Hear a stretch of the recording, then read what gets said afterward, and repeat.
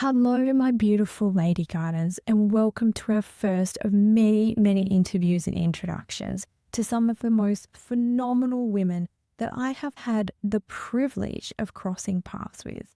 And I wanted to say now to these women, you have touched my soul and made an impact on who I am as a person. Thank you. Thank you for sharing your vulnerabilities, your real truths, your knowledge, and your grace with me and my lady garden horticulturist.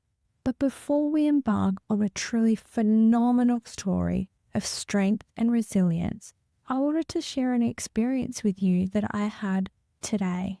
And it got me thinking, why do we save our praises for another time?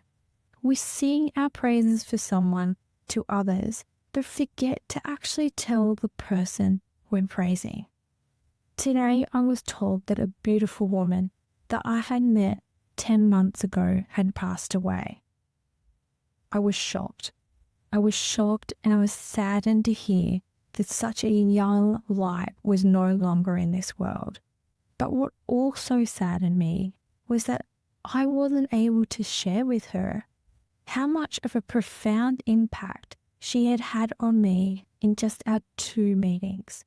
I often thought to myself in the past 8 months of making another appointment with her, and I wanted to acknowledge to her the gift that she had given me in her wisdom and her energy the months before. I had told numerous people with gratitude about her, and yet I hadn't gotten to share this with the person who was meant to receive it. So I wanted to take the opportunity now to thank her. Thank you for sharing your vision of my future with me and allowing a space for me to dream big with the energy that you provided me. I am beyond grateful, and here I am doing what you said I would do. You truly touched my heart and my soul in just those 2 meetings. There will forever be a little bit of you in this podcast. So, ladies, don't save your apologies. Don't save your thank yous. They belong in the here and the now. And with that, I would like to say a massive thank you to you, my guest, Sam, my beautiful friend and the very first woman to feature in a released interview on High Tea with Lady V. You are a pillar of strength, love, determination, and pure freaking awesomeness. I admire you endlessly and respect you deeply. Thank you for bringing your raw, real, and most authentic self to this space and sharing it with the world. I am forever grateful to know you, and just so you know, you're stuck with me for life. You'll never get rid of me. So with that, it's my honor to introduce you to the amazing, amazing Samantha James. Sam is the owner and founder of Fierce PT. With over 30 years experience in personal training, she has worked across London, South Africa, Sydney, Canberra, managing global fitness operations and developing thousands of personal trainers. Sam has helped countless women navigate the various stages of their health and aging. But when she began her own journey to pregnancy, it unexpectedly led her into early menopause. And this marks the beginning of a tumultuous path to reclaiming herself and finding her normal again. Sam, welcome to High Tea with Lady V. Sam, I'm honored to have you on and to share your journey with us. Thanks, Kate. I really appreciate being here. And as you know, I am super passionate about helping other women not experience what I went through, and also sharing this journey because I think for so long, I just tried to deal with it all myself. So tell us where it started. You were 34. I can't believe you were 34. You were married and you're trying to have a baby and it wasn't working. You'd been trying for 6 months. Tell us about that path and that journey into the decision of having IVF. The decision of IVF, I was a little bit reluctant to start off with, because at the time my previous husband and I hadn't been trying for very long.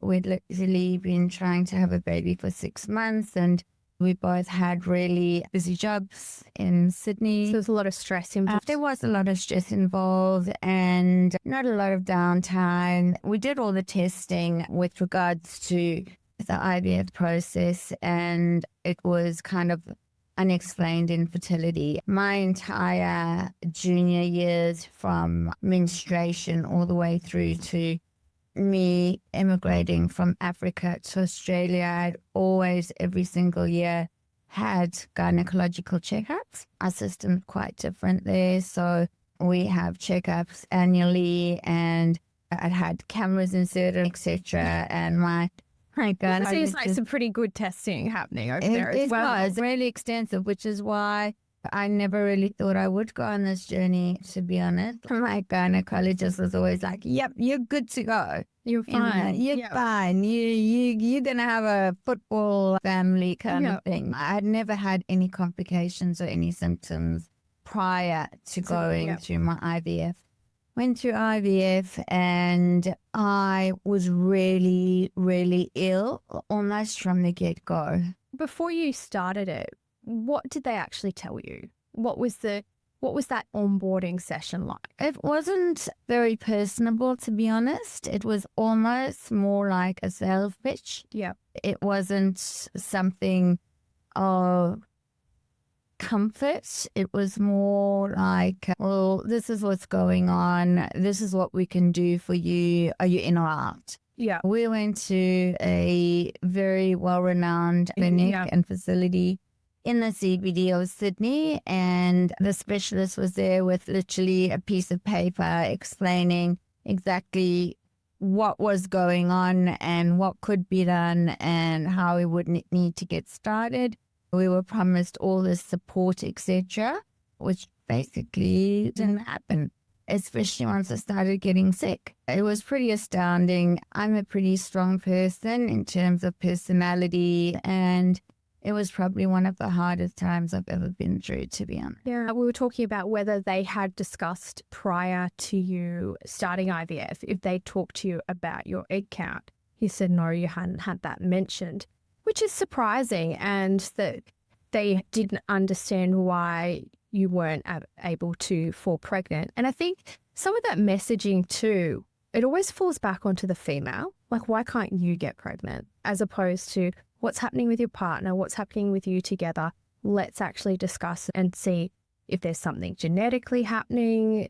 I feel like there's not a lot of that talk that happens prior to that. Yeah, I guess for us there wasn't that. And I gotta say, whatever testing was done, they haven't really consulted a lot about what the testing results were. No, and again, it was all unexplained infertility. Yeah. So it was like, well, can't find anything in both you guys. It just seems like it's unexplained infertility. You're good to go. Let's give this a try. And then during the process, tell me a little bit about that. You mentioned that you got quite sick and you felt very overstimulated. And you did speak to your doctor about that. What was her response? So when I say overstimulated, I'm talking about my body felt like it was going to explode. My skin, the only way I can describe it is that it almost felt that there was too much helium, like a balloon, being pumped through my system, and I was going to explode all over the walls of my office. I couldn't bend any of my joints. So you were going through a really inflammatory reaction. Oh, massive. And then as well as that, the nausea came. I was getting literally sick in the bin in my office. And then I had all this hot and cold shivering, and I was literally sweating. And I remember almost wanting to crawl under my desk and hide, and I was like, this is it's too hard. Can I really do this? I was really, really sick. And I remember calling my husband at the time and letting him know exactly what was happening. And he was really dismissive of me. And then I called the specialist and I said to her, once I eventually managed to get hold of her, which was a whole process in itself, I said, look, I'm at work. I am not feeling well. This has been going on for a few days. I've left it. I've tried to deal with it until I've called you. And I feel absolutely wildly sick. My body feels like it's about to explode. And her response was literally in these words, Samantha, you need to suck it up. How badly do you want a child? That is heartbreaking. And I cannot believe that you weren't offered any support. You weren't offered any kind of follow-up to see what was actually happening with your body. Because not being able to bend your fingers, that's a huge inflammatory response of the body happening there. Are you getting fluid retention? Do you need to have tablets that help get rid of fluid in the body? I cannot believe that from that moment, she didn't say, let's just do some tests. Let's see what's happening here. That's exactly what my concern was. And as I say, I was completely shut down when I did try and ask the questions. I was also very vulnerable. They've not followed up with you. She hasn't given you any response to what you were going through. Had she said that they would be normal symptoms? Had you been told about the symptoms of what was normal and what wasn't? To be honest, no. It was more, well, this is your personal journey. This is your personal experience of what's happening. But there was never any comfort given to me in any way.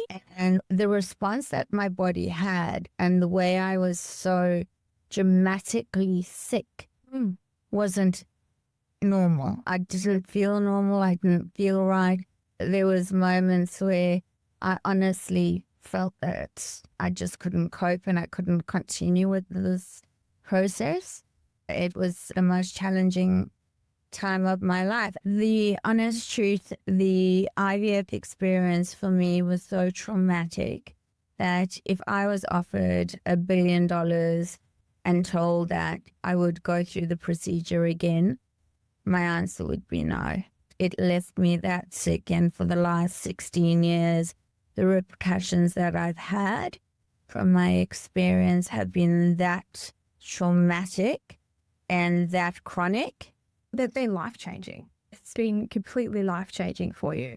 And I feel that there is a lot that the medical system loves to place on women that just go, it's normal, it's your normal, so you need to go through it. As opposed to having a listen to a woman's problems and what is actually occurring in her body and think to themselves, okay, she's on all these hormones at the moment. She's experiencing this and this. As you said, is this being overstimulated? Is something else happening here?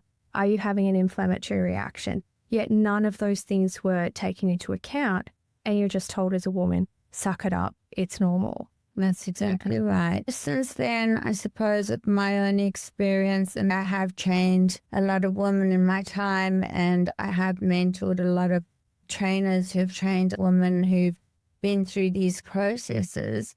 There is a lot of that. You need to just suck it up. Suck it up. It's normal. You said you went through 2 rounds of IVF. When was the decision made to stop? And then what happened after that? Well, basically, I became really ill quite rapidly after the 2nd round of IVF. I was also in a very tumultuous, abnormal marriage, unfortunately. So I almost went through IVF by myself in the end because my husband at the time became unsupportive of the whole process once I think he saw what was involved. Yeah. And our marriage broke down and I became one sick ball of a mess. My goodness. So you are coming out of IVF, your hormones are all over the place. So you've got no idea what's happening with your body and your marriage breaks down. Pretty much. That would have been a really, really tough time for you. And I know you mentioned to me your first major incident that you knew something was really wrong was you started to get vertigo. Yeah. Vertigo literally hit me like a tornado. or a cyclone or one of the worst weather storms that you can actually predict with no warning. I had come home from work that night, had some dinner, and then I just started to feel a little bit off.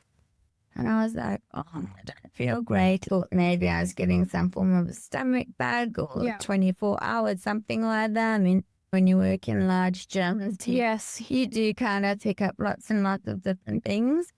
Went to bed that night. I remember getting up, going to the bathroom, and it was about 11:30. And I was stumbling like I was intoxicated. I was not stable on my feet. I was literally falling over myself. And then I was crawling on the floor because I couldn't stand up. So I was crawling on my hands and knees because every time I tried to stand up, the whoosh of Comes the worst. Oh, Yes. I was so dizzy and so disorientated. And I remember just collapsing on the bathroom floor. And then an ambulance was called for me. And they came and said to me, look, we've got to take you to hospital. And I was like, everyone's just overreacting. I've got a stomach bug. Like, what's going on here? Yeah. They said to me, you could be having a stroke, like with what's your symptoms are presenting. Yes. So we just want to go and have you checked out. Long story short, some testing was done and it was vertigo. And I had vertigo for 1 year. And you still had to go to work. I still had to go to work, absolutely. I still had to show up. I still had to train people. I still had to do my job and all my management responsibilities. I never missed a day of work, but I was one sick girl. Wow. And because vertigo too, it's internal. You can't see it. You don't know that behind someone's smile is this whirling head or not being able to stand up properly. It takes every ounce of energy to just function. I know when I've had it before and I'm like, I cannot move. Please, nobody move me. Don't. Really scary ride, right? Yeah. And I had it for a couple of days, not a year. Yeah. Like, that's wild. And now what we're finding out too in all the research is perimenopause, vertigo is one of the symptoms. Right. And, you know, this whole piece of puzzle has just come together for me only recently. So for 16 years, once you hear my journey, I've had every single symptom under the sun, which I'm sure we will cover today, but it's all just come together like a puzzle. There was this amazing event that went on at the Sydney Opera House about 2 weeks ago, and all these really learned doctors who have been so open with their journeys and their experiences. And then they're mentioning all these symptoms that are all related to perimenopause and lack of estrogen. And I'm just like, are you kidding? This is everything you've been through. This is just everything and more that I've been through. And this is just because of low estrogen. When did you start getting some other symptoms and realizing that you were going into early menopause? Well, then everything just started hitting me like a train. It was like an absolute train crash. After the vertigo, the next thing was all the dizziness, lots and lots of vomiting. My emotions changed. So a lot of crying and then a lot of anger and then the whole disorientation. I always felt disorientated. I had a lot of brain fog. I'd find myself walking somewhere with purpose and thinking, right, I need to do this. And then I'd get there and I'd be like, you're like, what the fuck am I doing here? What the hell? What do I need? What's going on? And I started to get really worried. I thought, oh my God, I'm losing my head. Yeah. And then I started to lose my hair. I would shower and hair was literally coming out in these clumps. And I was like, oh my God, what is going on here? But the scariest thing for me was actually all the internal feelings that I knew my body was not right, that I knew I was feeling so not myself. I'm the person who usually wakes up at 5 o'clock and I jump out of bed and I'm excited for the day and I have lots of energy. And I have enough energy to motivate me throughout the day until when I get home at 9, 10 o'clock at night. And I love exercise and I love helping people. And everything was just changing. I was starting to doubt myself. I was reclining into my own body. I was almost nervous to even cross the street by myself because I didn't know if I'd make it. Am I going the right way? Am I dizzy? Am I going to collapse in the street? I was like a shell with not myself in that shell. And how old were you at this time?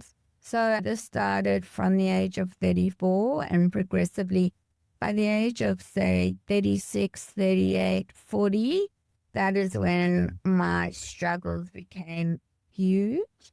And that is when I started seeking help and didn't even know where to go. I started at my GP, put me onto some synthetic kind of hormone, and that was a recipe for disaster. Probably the pill. That was exactly right. Again, my body does not cope well with anything synthetic. And this whole water retention thing started again. And my body just blew up and I literally gained 9 kilos of fluid within days. Yeah.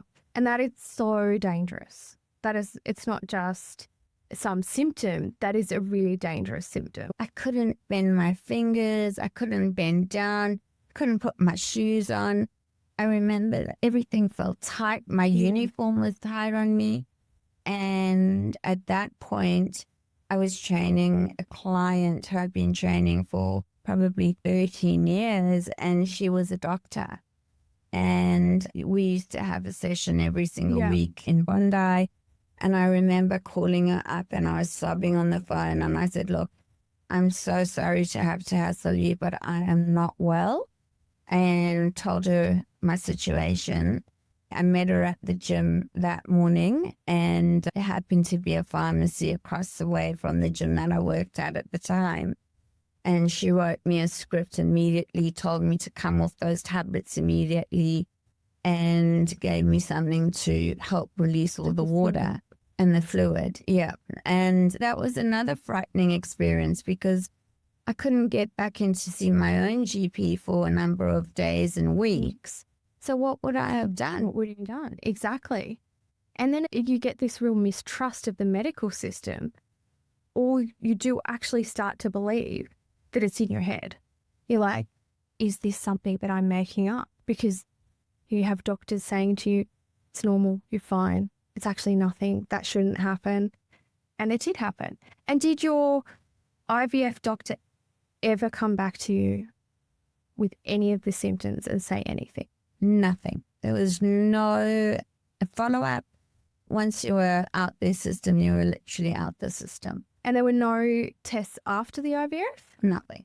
Nothing. So nothing to just check where your egg count was, what might have been happening, nothing. No. Like, didn't work, see you later, you're off on your merry way and you're 35 at this time. Yep, pretty much. That's insane. And at around 40, when you are looking for answers, did you end up finding anybody that actually helped you? Well, I was really, really desperate by then because I started getting sicker and sicker. So all the symptoms that I've been explaining when I say the brain fog and the tearfulness, and it wasn't just, a few tears running down my eyes. It was literally the whole Bridget Jones smashing my steering wheel. Like, what am I going to do? How am I going to face the world? And especially for someone who has always been so mentally strong and resilient as well, that would have been a real, what's happening here? What is wrong with me? Yeah, and I used to get all these people, even those closest to me at the time, they'd be, well, what's going on with you? You're meant to be fit. You're meant to be healthy. Surely you should know what to do with yourself. And I found that really frustrating as well. Yes. And pretty heartbreaking. Because you don't have a PhD in hormones either. And you've gone to the doctors, you've told them you're feeling this. I went to see an endocrinologist. I was referred to one and she took one look at me and she literally just shook her head and she said to me, I don't know how you're walking around. She looked at my blood tests and all the other tests that I had done previous to going to see her. Yeah. And she said to me, I'm really sorry, but your case is now pretty complex. The way it was explained to me was that I had been so overstimulated because at this stage I didn't even know it was due to the IVF. Yeah, okay. And so you hadn't really even been warned of what symptoms to watch out for after IVF? No. So it was, well, actually what's happened is you've been so overstimulated that if you think about like a microwave, when you put something toxic in a microwave that shouldn't be in there and it blows up, that's exactly what your insides have done. They are fried. Yeah. So you have got no testosterone in your body, you have got zero estrogen, and you have got zero progesterone. So how you even functioning, I don't know. Her response was, you really need to be going to see a professor of hormones because this is out of my scope of practice. At least she was honest. She was talking to you saying, 100%. this is what's happened. She could see what had happened. And she's like, if you'd come to me 2 years earlier, she might have been able to do something. But now it had gotten to this point where she was obviously concerned and couldn't help you. That's right. So, in a way, again, I was grateful for that, but frustrated. And I remember leaving. I bet. Because now you're like, I'm leaving another office with no answers. No answers. Yeah. You know, lots of money going out the window. Oh, yeah. And again, no answers, no help, nothing to do immediately where I could start to have this journey of feeling better. And then by then, I had started these chronic night sweats. Yeah. And when I say night sweats, the only way I can describe it is if you have a hole in your ceiling and you have a major storm and your roof leaks. And that's literally every single night what my bed looked like. I remember you showing me a photo and I was blown away. I was like, you must be so dehydrated. And that's another thing. Yes, you're having these immense night sweats, which are so distressing because you're having to get up and have a shower, change your sheets, change your bedding because you can't lie on all of that. And then, boom, it happens a couple of hours later. It's affecting your sleep. It's affecting everything. And then on the subject of sleep, and I started getting insomnia. And has anyone at any point said to you, you might be in menopause or perimenopause? Still at this stage, no. Wow. No, so I can't sleep. I've literally got to be up between 4:30 and 5 in the morning. My work basically was long hours. I had no sleep. I was running on empty. I then eventually got an appointment with the professor, and the waiting game for that was months. Yeah. That wasn't just like walk out the door and get another appointment and you'll be fine in a week. Yeah. And what kills me with this too is you finally get in for your appointment and they go, oh, okay, well, we can't really do anything until we see your blood test. It's like, oh my goodness, can we not get the blood test done first? Should there not be some triage system where what tests do you need to make an informed decision or an informed first consultation? It's just wild. And you're already $500 deep for the consultation when they go, yeah, I'm not really sure. Let's get some tests done. That's right. And you're telling the same story over and over and over again, you know. And psychologically, that is really tough too. Yes. Because you're living or reliving this whole process the whole time, which you have to. I mean, these people don't know you from afar, so. But then you become also really kind of disheartened. I'm sure you're disengaged too. You start to be a bit disengaged in the process because you're like, oh, it's this and it's this and it's this and it's this. And they're probably looking at going, is it really? Have you just read something? But you've said them so many times and you've lived it for the last, we're at 5 or 6 years now. You've lived it for that long. You're disengaged in your own healthcare. I used to get, well, you know, you're quite young to be experiencing all of these kind of things. when I used to say to my GP, I can't sleep at night, I have got chronic insomnia, I'd be told, well, have you tried to have a cup of nice, like, herbal tea? Herbal tea. I mean, hello? I wanted to pour the pot of tea on their head. Yeah. Like, And put yourself in an ice bath. exactly. Like, I have just told you my whole story. And you're telling me to have a sucking cup of tea. Telling me to have a cup of herbal tea. Yeah. I don't think so. So it did. It became really disheartening. And then a lot of anxiety started setting in. So I started to feel so anxious because at night I knew I wasn't going to sleep. Or at night I knew I'd have a highly disruptive sleep where these chronic night sweats would happen. Or when I went into the shower and washed my hair, I knew clumps of hair would fall out. Yeah. My anxiety, and I'm not even an anxious person, started to become really prevalent. Yeah. But going back to the hormone doctor, when eventually we did do exactly what you said and got to the blood tests and got another appointment and did that whole beautiful cycle, he said to me exactly the same thing. He said, look, I don't know how you're walking around because your body is on empty. Yeah. We went through the whole microwave blown up system again, and my insides are frazzled, and forget ever having the opportunity of having a child because that's been taken away from you now. That would be heartbreaking. You had a new partner now. You're moved your life somewhere else because you've met somebody, and then now you're being told, no, you can't have children. Yeah. And so again, the whole psychological battle of making peace, I guess, with all of that. Yeah. Especially the journey that you've come to. And then finally someone 5 to 10 years later is saying, oh, actually, you've been on this journey the whole time and you can't have kids now. That would have been really hard. Yeah, it was. It was heartbreaking. I bet. I'm getting teary for you. You know, that's just the medical system letting you down so badly when you've been asking for help. Yeah. I think I'm all cried out, to be honest. Like, usually I'm so emotional about all these things. I think I'm so passionate about being strong now for other women. Yes. And being there to support them.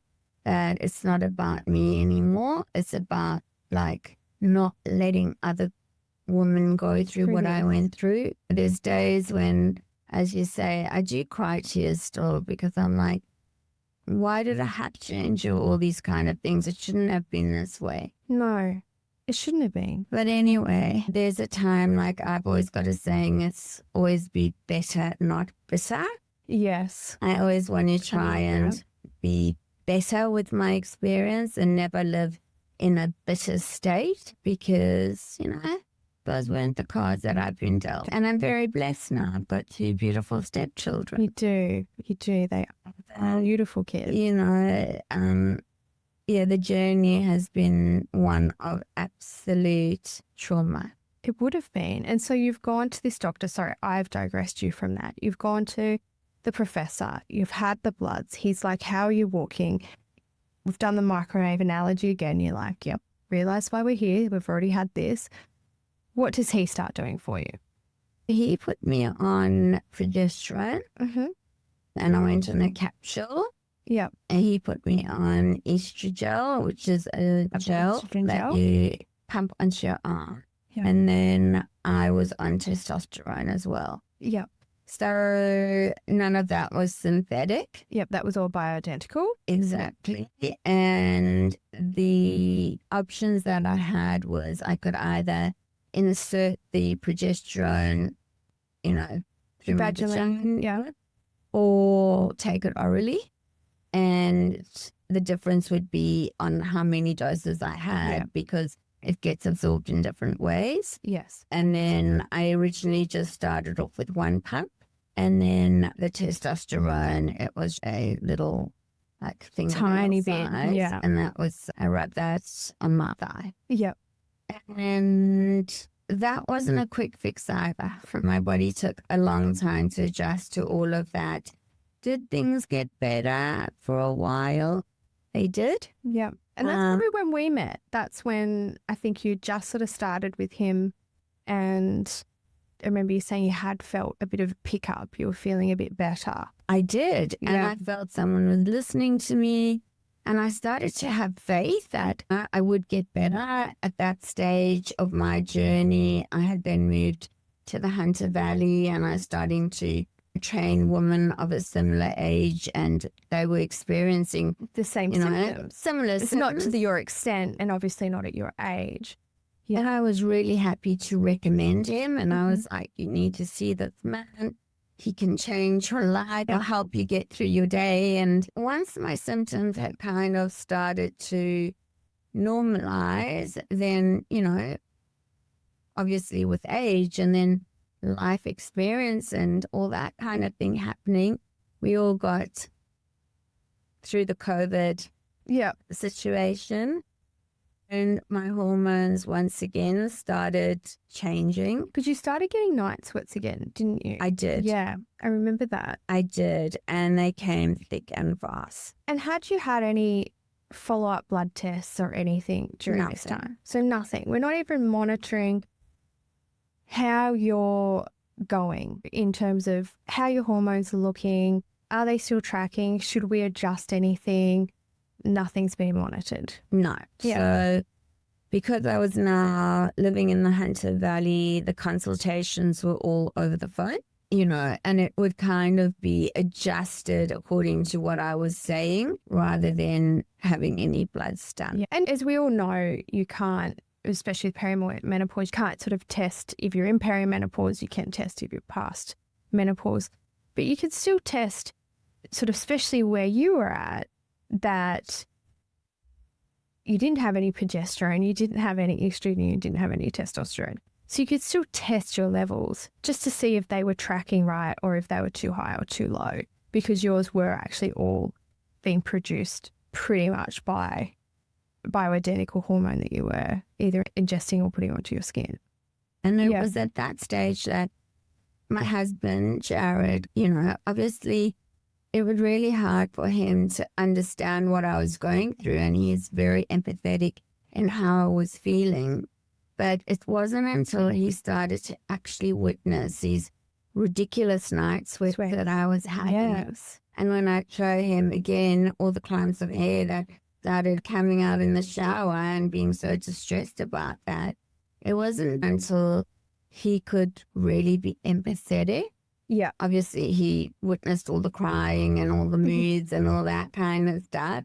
But I think it all became more real when he saw the physical exactly effects that it was having on me. Yeah. And it was through him. He said to me, look, Sam, I really think you need to get another opinion on what's happening here, because things are getting adjusted a little bit. You might be getting another pump of this or less of that, or an increase of whatever you're still on, but you know better. But I was so scared to change the doctor at the time. I can imagine. Because I've been to so many previously. And this is the best, prior to this episode, that's the best you felt in years. And this is the best I felt I was listened to in years. Yeah. And then I basically got a UTI. Yes. And septicemia. They had said if you had gotten there any later, you potentially could have died of septicemia. Because it was that bad. You weren't lucid. You didn't know what was happening. And it was your husband that was very scared about what was going on, because you started to do all these very quirky things around the house. And you were kind of like, no, I'm fine. And you weren't fine. And that's actually a symptom of getting a major kidney infection and then getting septicemia. Yeah. Yeah. One really scary ride. And this is the reason why I'm no longer with that professor anymore. It was a Friday, and once again, I had this nausea. And again, nausea to me is just common because I'm forever nauseous. And you actually cancelled an appointment with me. And I you never cancelled cancel. that. You're always there. And I was on my way to see you were, you, and you felt nauseous. and I thought, oh my God, I can't get GKs. I think I've got a stomach bug. And I actually had got in my car to come. I know you here. had, yeah. And then I turned round and went straight back home, and I was like, I need to get to bed. I called Jared, and it was a Friday. He was on his way home, and I said, look, I'm going to bed. I really don't feel great. I think I'm getting a tummy bug. You know, Don't come near me. I comes back up then, because what else could it be, right? Yeah. The Friday night, I slept, thought I'd sleep it off, got up on a Saturday morning, and our kids are with us every alternate weekend. And I went to the kitchen and I started throwing the pots and pans around, and Jared's like, what are you doing? I said, I'm making breakfast for the kids. And I was like, but we don't have the kids this weekend. And I think that's when he started noticing all these weird things that I started doing. Another one was we had got our puppy a couple of months earlier, and I started like looking all around for money and cash all around the house for the puppy. And he's like, what are you doing? And I was like, I'm looking for money. We need to pay for Cecil. And he's like, Cecil cost enough. We've already paid for Cecil. Yeah. And then I just started not feeling well again throughout the day. I started now getting a few pain symptoms through my abdominal area. It was the time when Australian Open was on and Jared was watching the tennis. I remember lying down and putting my head and resting on his lap. And the next minute I started digging on the ground, and he was like, what are you doing now? I said, I'm just emptying the dishwasher. And he was like, no, something's not right. I'm calling the doctor. So he did. He called Doctor to your door, and they arrived 5 or 6 hours later, completely misdiagnosed me and told him that I had period pains. Oh. God, so you're doing crazy shit, but apparently it's period pain. Do you even get your period anymore? No, but then I have like 3-4 years. What the hell? Right.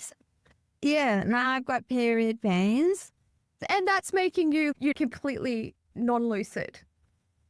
Yeah. Your period pain. I'm delusional. That you don't, you're delusional, but it's period pain. It's period pain. Oh my God. And so he gave me something for nausea and told him, let her sleep it off, she'll be fine tomorrow. Oh my goodness. And could you even converse with the doctor properly? I don't remember the doctor even being there. No. And But he could still tell you that you had period pain. I have no recollection from Friday night for the next 6 days of my life after that. So by that stage, obviously everything was shutting down. Yeah. Going to my brain, all my organs were starting to shut down. Surely you had a temperature. I was. And so, but that was period pain. But that was all period pains. Yeah, that was all period pains. Pretty sure that temperatures don't generally come with period pain. On the Sunday morning, I got up and I opened the garage door for some reason. I just remember, well, I still don't remember doing this, but Jared said I just let out this massive scream, and he came running. And this poor guy, what had only been through that weekend, right? And he's like, what's going on? And I said, oh my God, there is a massive panther, a huge black panther in the garage. You've got it, you can't go in there. And he was like, right, you are going to hospital right now. And I remember you telling me later he had told you that you fought him the whole way. You were like, I do not need to go to the hospital. Me in hospitals, absolutely not. Yeah. I don't go to hospital. So I gave him a really hard time. And he was like, right, this is non-negotiable. You either get into the car right now, or I'm going to absolutely, like, literally tie you up and put you in the car. Or get an ambulance, so you have no choice. And honestly, I remember nothing. I don't remember him getting me into emergency. Apparently, I couldn't even walk. They then just saw the state I was in and literally started doing every test under the sun. Yeah. I had a spinal tap, various blood tests, various scans, MRI, CT, the whole lot. And then I had severe hallucinations, probably lasted for about 3 or 4 days. And then I couldn't see, I couldn't taste, I couldn't smell, I couldn't walk, I couldn't talk. I had a catheter in me. I literally was like a vegetable lying on a bed. And the doctors were really concerned at that stage. As you mentioned, a specialist did say to Jared, if you would have got Sam here 12 hours any later, she wouldn't be alive. And that's pretty daunting. And for people that don't know, sepsis is blood poisoning. Yours was from a UTI that had turned into a kidney infection, and then that had turned into sepsis. My organs were like completely shutting down. It was my kidneys, it was my liver, it was my lungs. I was on oxygen, and then my brain, of course, had started becoming greatly affected. Yes. And that was a major concern as well. Yeah. And then I had that episode of delirium. Yes, you did. That wasn't long after I'd seen you, because I'd seen you after you'd been in there for about a week. So you were much better when I went in and saw you. You just start walking and that, but you still had another episode of delirium. Yeah. I remember that clearly. My kidney functions had started improving and everything was kind of on the way up after being told that I was literally on death's door. Like, okay, we're going to do this. I need to get out of this hospital. By then I'd been in there probably a good 6 or 7 days. And then boom, I just took this bad turn one night and had this episode of delirium. And the scary thing is that I remember both of that so clearly, and yet my body was just so sick. And that's scary when you think something's real and it's not, and you would feel like you're completely losing your mind, which essentially you are. And it was a major ordeal. I remember them completely clearing the path in my room so that I wouldn't harm myself or anybody else. And then I started storming up and down the ward and thinking that I was in my management position once again and telling everyone how to do their jobs and shouting at the top of my voice at times and then saying, you need to be quiet, like this people here are really sick, this is intensive care. And then I just started to become that much more uncontrollable, and I was walking behind the nurse's reception area and trying to get on the computer. I was just being like absolutely unruly, and the next minute they brought in 2 security guards, and my sense of smell had also totally changed. I couldn't taste anything. Everything didn't smell right. And I just remember these 2 security guards coming at me. And because I worked in like the last 20 years or something, my response was, so they put the big boys in. I know about you big muscly boys. Anyway, the one guy came near me and I was just like, oh my God, you need a shower. And had no filter. No filter. I mean, some of the stuff that came out of my mouth was just not me. I'm more empathetic and, nurturing. And I was just this absolute wild thing on the loose. And then it became an incident at the hospital. Yeah. They had to call the supervisor in charge and do incident reports because obviously the security guard were called. And then I just remember being dragged down the passageway and kicking and screaming, and then being put back into my room and on my bed.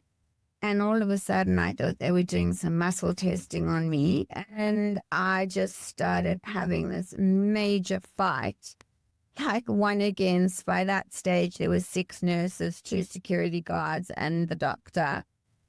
And I had them all trying to pin me down on the bed. And I was throwing the kicks and the punches and the hooks, and I landed a good few on a few people.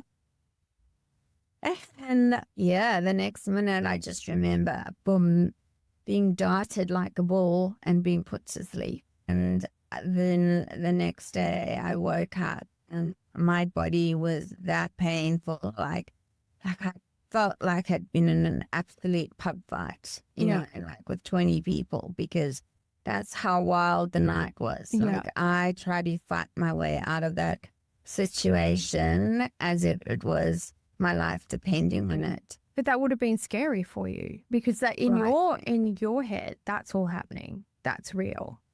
And once again, this is all from a UTI. And after we've been to this conference, what have we learned about UTIs and vaginal estrogen? Like, that's pretty much all you need to avoid getting a UTI, perimenopausal or postmenopausal. And that doesn't only sadden me, that makes me feel really angry, because the psychological effects that the UTI and the septicemia has had are massive. It would be huge. Like you'd have PTSD from that, because one, you almost died. Secondly, you've had psychoses, which are real relived trauma because you believe that was all happening. And then you have to repair yourself for that. That took you months and months to get over. That wasn't just, okay, you're out of hospital and you're okay. That was months of rebuilding your strength and your immunity. And that was me doing it by myself. Yeah. There was no support with that either. Just gone through sepsis, you've almost died, and there's no support. Zero. Yeah. And I honestly believe if I wasn't in a healthy-ish state, I mean, you've heard my symptoms, they haven't been great. But you're a healthy person. You've always looked after yourself. You train well, you eat well. Your body was strong. Had you not been that strong, what could have happened? I would have died. I would never have recovered as quickly as I did. Yeah. And when I say as quickly as I did, I mean, I have struggled. Not only the physicality of getting stronger from that, because I was skin and bones. I went down to 41 kilos, but it's been overcoming that mental battle of, once again, you feel like you've been pushed backwards health-wise. And also coming into gut bacteria, as we go through menopause, our gut bacteria changes.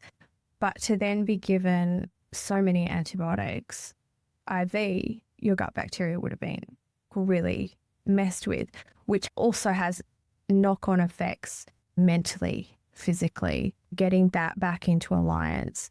It's not just you walk out and everything's the same. 100%. And again, not once was that professionally spoken to me about. Yeah.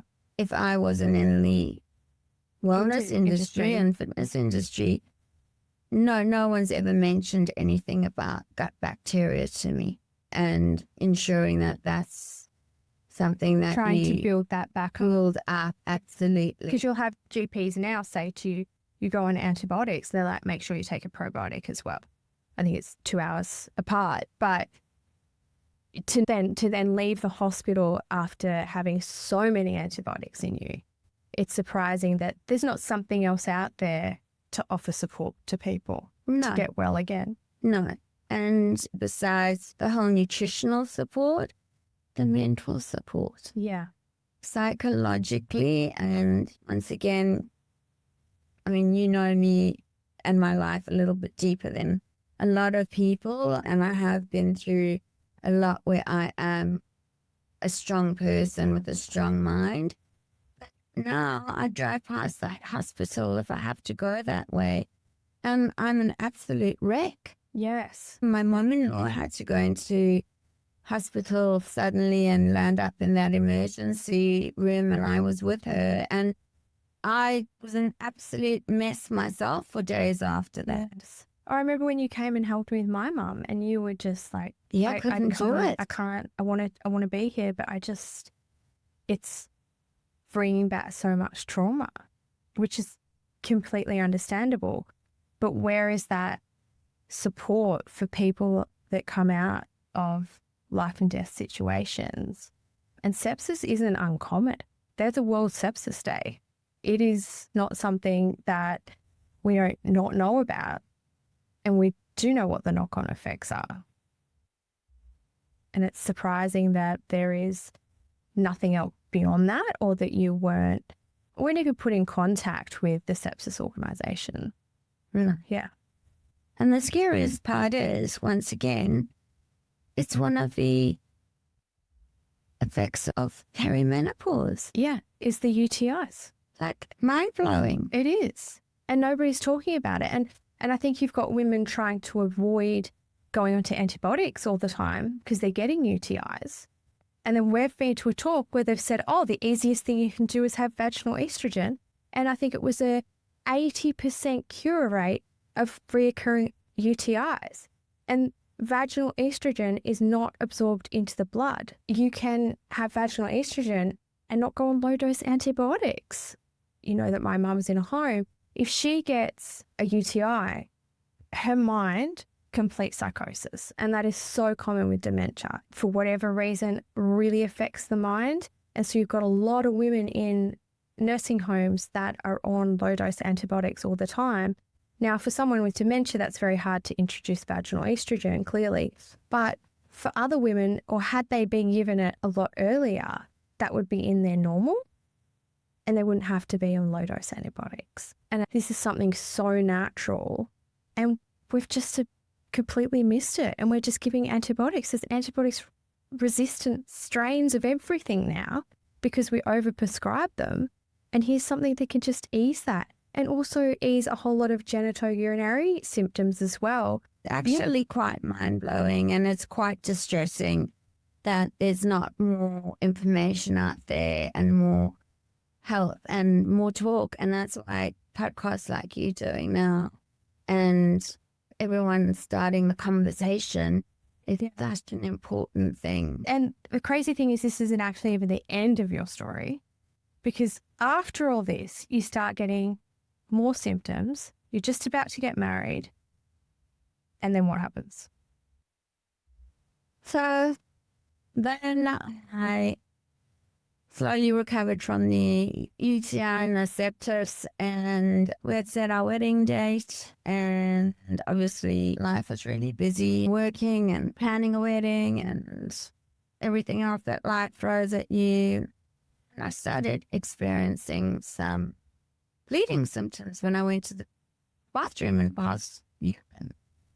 And I was like, what's going on here? This shouldn't be happening. Exactly. And I was like, well, maybe it's just stress and my body's playing up with all these weird things at the moment. I don't know. So once again, it's more now self-diagnosis rather than going to doctors, because I've had such a poor experience up until now. But I know that something's not right. And then that was obviously a major trigger and sign of going, oh, what's happening? Then I started feeling so bad again. And the nausea started, and the night sweat started, and all those other wonderful symptoms that we've been speaking about all started hitting me once again. So I kind of had to suck it up for a couple of months because we had to get through the wedding. And a week after the wedding, it was just like, I couldn't go on like this anymore. It was quite a worry. And I managed to get a referral from my doctor to see a gynecologist, and went to have my consultation. And she had then requested a couple of tests, etc. Went back for another consultation, and she had said to me, look, I need you to have a biopsy and we need to go in and have a look around. Had the biopsy done. While she was doing the biopsy, she also removed a fibroid. Yeah. And then once I had slightly recovered from that surgery and procedure, I went back to see her again. Yeah. and get those results. And she said to me, look, there's no real option for you here. Firstly, you have to stop immediately taking all those hormones. So the progesterone, the testosterone, and the estrogen that I thought were doing me so much good, she said to me, I had to stop immediately. So that's like throwing you into another like menopause state. But I just, gosh, she would have just been going, no, please. So that had to be stopped immediately. And the reason for that was because it was fueling cancer cells. Yeah. So my choices were, I had two choices. And one was either I have a biopsy every 3 months and see where we at and how the pills are going, which is inevitable. Basically, it's like you're going to get cancer, but we'll just keep doing the biopsies to check. Or you need to have a hysterectomy. We had a conversation about it, and at the end of that, she said to me, listen, it's really not like you have an option here. The hysterectomy is something that it will be eventual, and it should be an emergency one. As far as I'm concerned, you need to have this done ASAP. Had the biopsy just after Christmas. And then the hysterectomy was done just a couple of weeks after that. Because we're right in that holiday period where no one's available. It was just that perfect timing. As usual. And then, had you, prior to any of this, ever had a scan done of your uterus? Not that I can remember. So through all of this, before you started hormones, when everyone's trying to work out what's going on, no one has thought, let's just scan your uterus, your ovaries, just do some proper internal examinations, because is there some fibroids already there because of what was happening with your symptoms?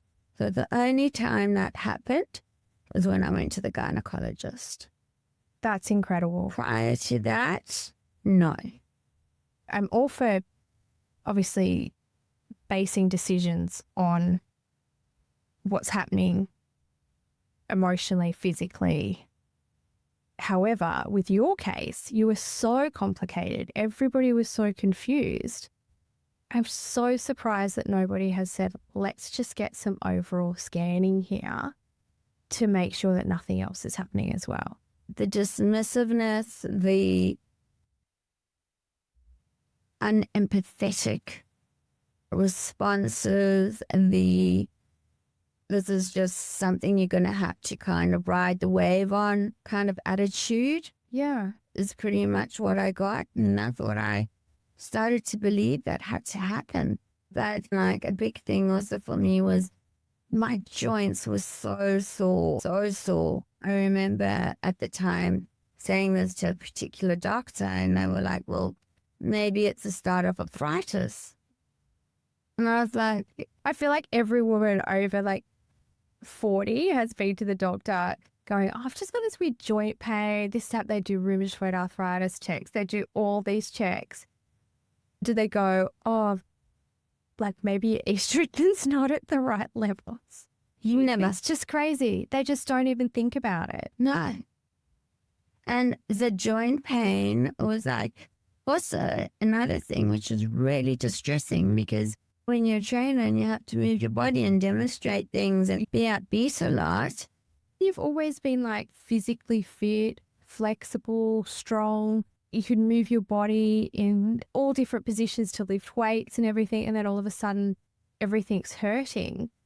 You start going, there is something seriously wrong in my body. Yeah. There's something going on. And I felt there was something seriously not right with my body.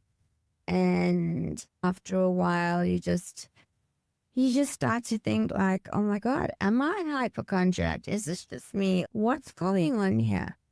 I think too, what's unique about your symptoms and your experience is you've actually been put into pretty much medically induced menopause. Yeah. From the IVF and that experience there, and then you've not received any support for such a long time, and then received some support but not follow-up care about what was happening, because you can still take an estrogen level test and go, oh, actually, maybe that's gotten a bit too high, Sam. Let's bring that dose down. I think it's something that still needs to be monitored. But even now, since I've had my hysterectomy, I've been told that I don't need any form of hormone treatment. Which is, as you know, we've been to the conferences, we know what's going on out there, is so not right. Like, you know, what's happening to your bones, right? One of the big messages that we got from a conference that we attended was, girls, you are the CEO of your body. You understand your body. You know when something's not right with your body. You keep asking questions. You demand answers. You change your doctors. Now, how do you find a doctor? And then it's so expensive. You can go to 2 specialists and you're like $1,500 to $2,000 after those 2 appointments. Not everybody can afford that. A, not everyone can afford that. B, you can't even get into doctors. No, you can't just change. Oh yeah, quick, let's just change to someone else. And when you're telling your whole story again, you're doing all the freaking tests again. And then you're kind of back to square one, because if they've got the same opinion, you're like, oh, for fuck's sake, I just need someone who actually understands. It's really hard to get into just a normal GP. The wait lists are ridiculous. The wait times are ridiculous. A lot of GPs have closed their books. They don't take more people on. The reluctancy of changing doctors is a scary thought, because am I ever going to get into another doctor, or what's going to happen? I still go to some doctors that I'm on their books and they're the only ones I go to, because I'm like, oh God, where's this other doctor that I can go to and get actual real advice from? It is so hard. Really, really hard, and it's really disheartening. And I think the more women that do push, these doctors need to upskill and educate themselves into how they can help and treat women of those ages and listen to their symptoms. Then it's not only the GPs, it's then the pharmacists. Yes, because you had an incident where your pharmacist questioned you and wouldn't give you your script because she said you were high in your testosterone because you work out.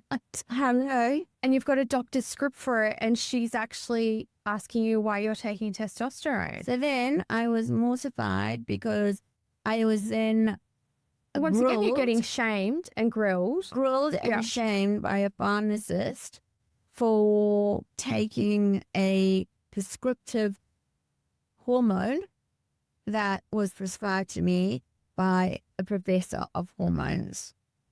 So she's questioning the professor about his script, and you're having to fight against that. And somewhere in you would be going, oh, is this bad that I'm taking this? What's going on here? Why am I getting questioned like this? You're always feeling like you're justifying yourself and your reason for how you're feeling, but these symptoms are real. And when they also told the statistics of the amount of women that are taking their own lives at early ages. Key hormonal changes in a woman's life. How are we not researching that? I think they can, and I think it's time for people to start taking notes and listening and really being more empathetic and understanding and creating some form of solution. And so I know we digress from your hysterectomy. So after you've had your hysterectomy, you've gone off all hormones. And I know you're pro-hormone, even though the hormones helped create something that we don't know. It could have been there. Something could have been underlying prior. Also, you weren't kind of monitored, especially for such a specialist case and someone obviously so young as well. But you are still open to being on hormones. Well, particularly now after I went to that conference and heard the amazing doctors speak. Prior to that, I was once again just listening to the specialist that I went to, and that was take nothing. But I still know how I'm feeling. Yeah, and that's not amazing. Yeah. So this whole vaginal estrogen, I'll be absolutely open to trying that. And, it's got such fantastic backing by these doctors that are so passionate about that helping women. Now, I just turned 50 myself. So I want to make sure that I can stay as strong as possible, obviously doing what I can with my training and my nutrition. Exactly. But how else will I get estrogen into my body? Exactly. Well, I mean, the vaginal estrogen, I think, isn't actually absorbed into your bloodstream. However, now that you've had a hysterectomy, you no longer have to take progesterone. So then that's like a whole other discussion to have, because it's like whether or not progesterone did something, or, because you were so out of balance for so long, it could have been a whole lot of things happening there for you. It's such a hard space for women to be in, especially if we're complicated, because I know there's a lot of women out there that have had breast cancer and they're on their own journey of what they should and shouldn't do. And they want to speak to someone that's really educated about it, because there has been changes in the space about whether you can be on progesterone or estrogen or if you can't. And that's a really hard space to navigate for them as well. And I think it's super hard when you have a really specialist condition to then find the advice that you need as well. And that's what I think is another important thing, like sharing good people for people to gain knowledge from and listen to, rather than just seeking all this advice and going on the rat wheel where you're just going round in a circle and watching all these clickbait people that are just sucking you in, but not giving you the correct information. And that's really disheartening, because you're very vulnerable. You're almost ready to try anything. You'll give your last dollar if you have to, but then, boom, you're not getting hit with the truth. So I think making sure that you do a bit of research on who you're listening to, follow the right people. Yeah. There's some really amazing, caring doctors, which, we witnessed. Kelly Casperdon, Dr. Harvey, Wonder. There are some amazing women in this space. But the problem is you can't get an appointment with them usually. So it's finding then those doctors that are following them, or keeping up with the research. And I know what Dr. Javier has said, that she's a gynecologist, and she said when you train, you get less than 6 hours training on perimenopause and postmenopause. That absolutely, thank goodness I was sitting down, because honestly, I would have absolutely fallen flat on my face.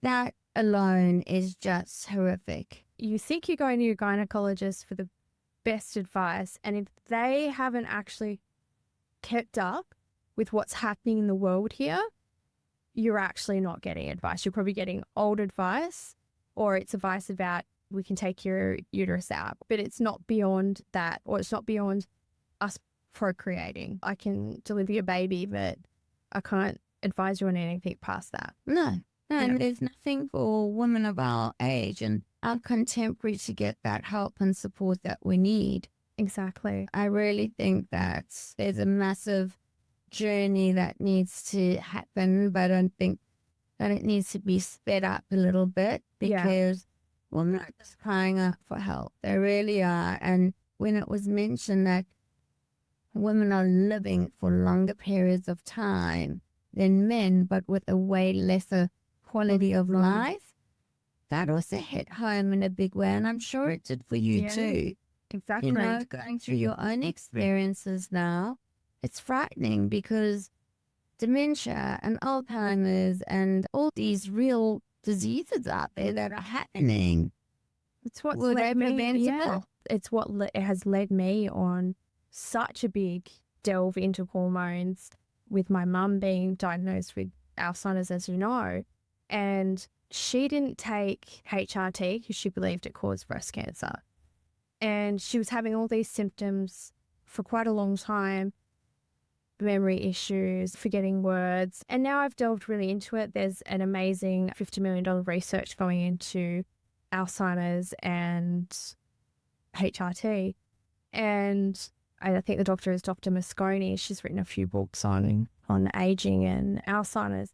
And it's just scary that, I just go, imagine if she did give herself the option. Nobody had said, oh, but actually if you go into HRT, it reduces your chances of cardiovascular disease, Alzheimer's, like all these other things. It was all just like, oh no, you don't do that because that'll cause breast cancer, which that whole research is now being like debunked. It's also different. It's bioidentical hormones. Like there's so much more into all of that.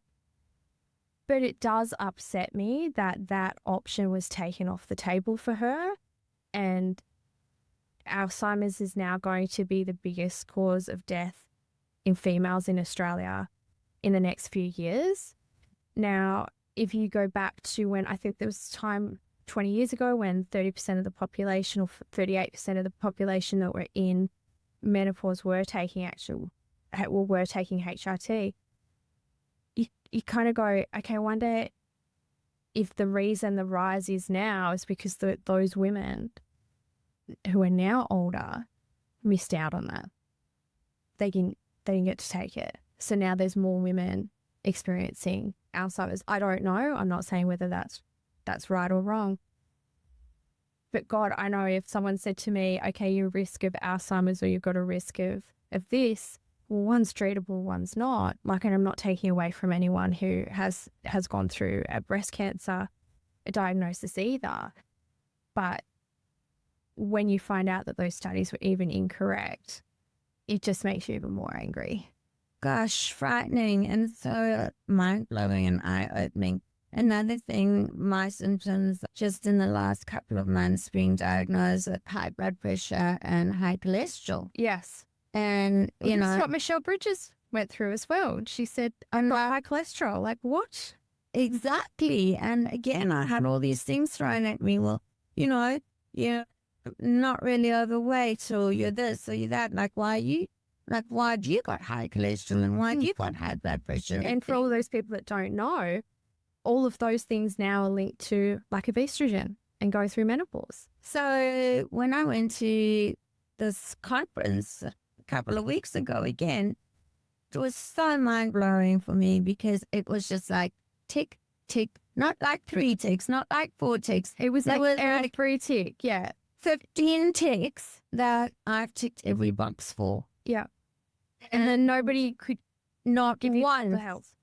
With my symptoms, with my diagnoses, with my high blood pressure, with my cholesterol. And it's almost been like a domino effect of symptoms that I've been getting for 16 years of my life, from the vertigo right through to everything else that we've been talking about today, with now blood pressure and the cholesterol, which I have to take tablets for. And so you're getting that now since you've come off the hormones too. Yeah. Yeah. Yep. So you weren't getting that before when you were on the hormones? No. So this has only happened since my hysterectomy within the last 4 or 5 months. So since you've come off your estrogen, progesterone and testosterone, you now have high cholesterol and high blood pressure. That's right. And when it was questioned how long I need to be on these types of medication for, I was told the rest of my life. It's been a horrendous, horrific, traumatic journey, but as I say, better, not better. And if my story can help just one girl or one woman out there to probe a bit more, to ask more questions, to know that she's not alone, to know that she deserves the answers, to know that it's probably an easy fix. Yeah. It's probably not as mad a journey and wild a journey as I've been. But imagine if you started off with support from the beginning. My life would be very different. Exactly. It would look very different. Yeah. Sam, thank you so much for sharing your story. You're very welcome. I really appreciate it. Thank you for providing this platform. Oh, my pleasure. It is such a vital platform, and I'm so passionate about sharing and hearing more of your guests that come onto your show. Normalizing experiences, be it you've been through something medically or it could be emotionally. We're all on a journey, and I don't think women's issues are being spoken about enough, and at different stages of life and in different things that we're all having to experience. And I guess the most refreshing thing is that we can all relate in some way or another. Yeah. When you do talk about things and you go, oh my goodness, that's me. Yes, exactly. You It's start like- ticking things. You're like, wait, that happened to me. I had that happen. Yeah. And you can look into it and be more educated about it. Because unfortunately, we're at this space and this time at the moment where women haven't been researched enough over the last 20, 30, 40, 50 years. And the research is coming, but it's not quite here yet. So it's in our best interest to be educated. Yeah. And to have some knowledge about what is and isn't normal. To take control. Exactly. Take control. Be that CEO of your health. I love that. Yes. Because I think forever we've kind of been told what the doctor says goes and you don't question them. And there was a real hierarchy relationship with your doctor, and that's changing. They're not better than you. They're human. They will make mistakes. But don't think that because they're a doctor, they're above you. You're supposed to be working together on your health. Yeah. And I think that's the biggest message. And I hope that that does start to happen. Yeah. Because as I say, I haven't experienced that myself. The more the medical system can work together, can listen. Obviously, when I experienced myself, that 11 days in hospital was a huge eye-opener. Lack of staff, lack of funding. These poor nurses and doctors rushed off their feet, etc. They're human. They're doing what they can. But at the same time, I think, as you mentioned earlier, with a lot of these things, if there was an onboarding process with things in the beginning, a lot of things could be prevented. Use your nurses, use your nurse practitioners, have particular tests that go out first that you know you're going to have to order for a patient and for a consult when it comes to their hormones and what's happening. Just have those available first so you're not then having to go and do them all over again and then wait another 6 months for an appointment, because I think that's one of the most frustrating things. And then, of course, there might be other tests that they need to get. That is fine, but at least you've got the basis covered. Yeah, because I know for you and for me, that is one of the most frustrating things. I'm just going in there to get the test and then to come back. And I think it's just a waiting game. Exactly. Now, Sam, we ask our lovely guests to answer a question you pulled out from the teapot earlier today. Now, your question is, if your vagina could talk, what would it tell us about you? It would say that I am a one strong lady. I am one determined lady who is very happy to share my experiences. I'm not afraid to talk, and that it's to be enjoyed and used. Yes. Yeah. So Utilize her. utilize that. Yeah. Stay wild. I love it. Thank you, Sam. I can't wait to have you on again because I'm sure you'll come on and tell us some fitness advice for women. I'd like to do that. We will have you back again soon. Cool. Thanks, Sam. Till next time, my beautiful vaginas, water those lady gardens because they are worth it. Please note that this podcast is for entertainment purposes and informational purposes only. The content shared is not intended as medical advice, diagnosis, or treatment. Always consult a qualified healthcare provider for any medical concerns or before making any health-related decisions. The views and opinions expressed on this podcast are those of the host and guests, and it does not represent those of any medical organization or institution.